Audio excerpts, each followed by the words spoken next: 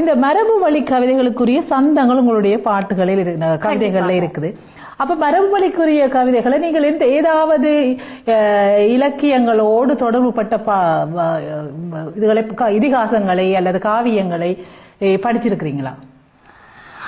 ஆமாம், நான் 11 கீழ்கணக்கு நூல்கள் படித்துக் கொண்டிருக்கிறேன். ஆசாரக்கோவை, ஒரு மனை, அதாவது வீடு எப்படி இருக்க வேண்டும், குழந்தைகள் எப்படி இருக்க வேண்டும், ஒரு குடும்பம் எப்படி இருக்க வேண்டும், விடிய காலையில் இருந்து இரவு தூங்கும் போது வரைக்கும் நீ என்னென்ன செய்ய வேண்டும் என்று அது ஆசாரக்கோவையில் சொல்லியிருக்கிறேன். நாலடியார் தெரியுமா உங்களுக்கு? ஆமாம், நாலடியார் இப்பொழுது எனக்கு ஒரு அதிகாரம் பாடமாக்கியுள்ளேன். ஒரு அதிகாரத்தில் 10 பாடங்கள் உண்டு. சரி, ஒரு பாட்டு எங்களுக்கு சொல்லி காட்டுங்க சின்ன.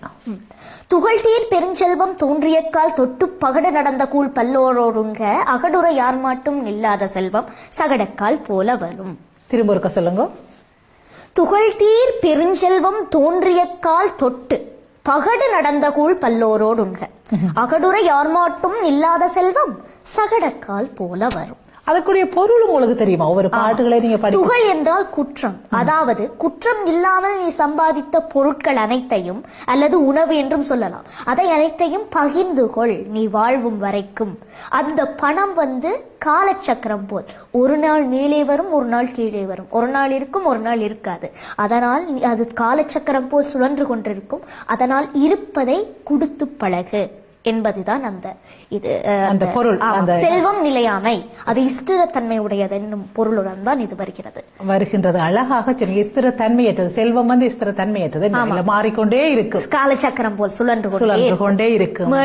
நாலடியார், அந்த நாலடியார் அழகாக அந்த பாடலை சொல்ற விதமும் கூட அந்த எந்த மொழியிலையும் பார்க்க முடியாது, தமிழ்ல மட்டும்தான் பார்க்க முடியும்.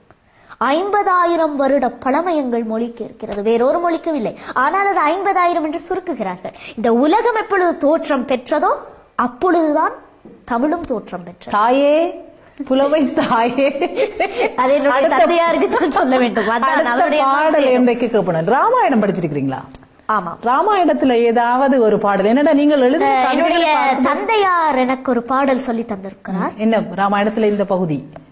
அதுல சூர்பனகை, எங்களுடைய அன்பு பாட்டி சூர்பனகை இப்பொழுது காட்டிற்குள் வருகிறார். ராவணன் சூர்பனகையை தான் ரசிச்சிருக்கிறீங்க அந்த ராமாயணத்துல? ஆமா, ஏனென்றால் பெருமை எனக்கு, நான் ஒரு ராவணச்சி, நான் ஒரு தமிழிச்சி என்னும் பொழுது. சரி, சூர்பனகை அந்த ராமாயணத்துல வார அந்த பாட்டா சொல்லுங்க. ஆமா, பஞ்சியோடு விஞ்சு குளிர் பல்லவ மனுங்க செஞ்சரிய கஞ்சனுமின் சீரடிகளாகி அஞ்சொருள மங்கையென அன்னமென மின்னும் வஞ்சியென நஞ்சமென வஞ்சமகள் வந்தாள் புன்னினொளி பூவின் விழி சாந்து பொதி சீத்தம் புன்னினொளி பூவின் விழி சாந்து பொதி சீத்தம் மன்னவ இருந்த மணி மண்டபம் அடைந்தாள். திரும்ப சொல்லுங்க.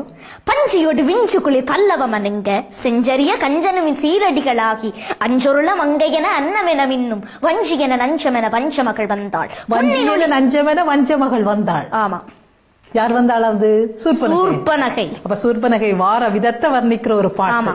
சரி, உங்களுக்கு அந்த பாட்டுல என்ன விளங்கினது? உண்மையாவே அந்த தமிழை படிக்கும் பொழுது ஒரு குரலை பார்த்தீர்கள் என்றால், இப்ப இந்த பாட்டையே உதாரணமாக வைத்துக் கொள்ளுங்கள்.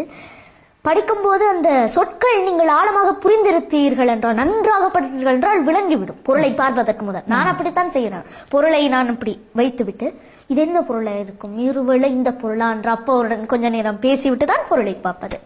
அதுபோல் நான் நினைத்தது சரியாக இருக்கிறது.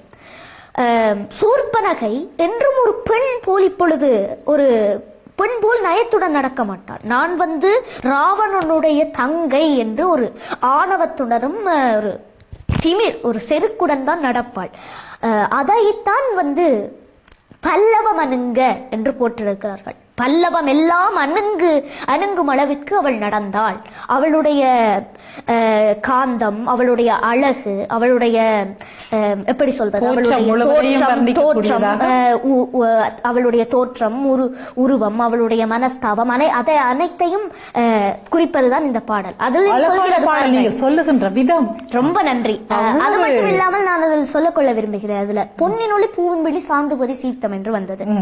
அது அவளுடைய அழகை பற்றி. பொன்னின் ஒளி, அவளுடைய முகம் பொன்னின் ஒளி போல் இருக்கும். ஆமாம், அது சாந்து என்றால் சாந்தம், அவளுடைய சாந்தம் போன்ற முகம். ஆனால் அவள் உள்ளுக்குள் செருக்கு